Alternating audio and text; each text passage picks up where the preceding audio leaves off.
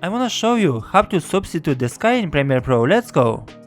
Here I have already prepared two video clips on my timeline.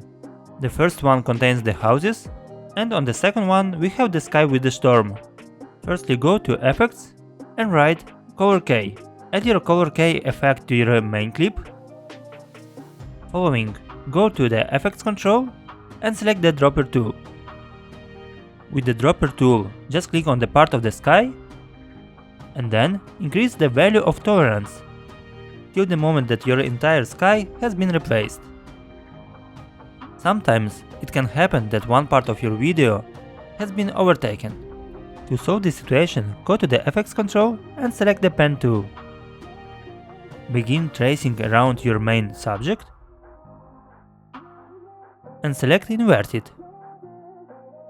The last thing that you need to do is to play with the mask feather and expansion to correct everything and make your job perfect. Everything is ready, let's see the result. Help to grow this channel, put your like and subscribe.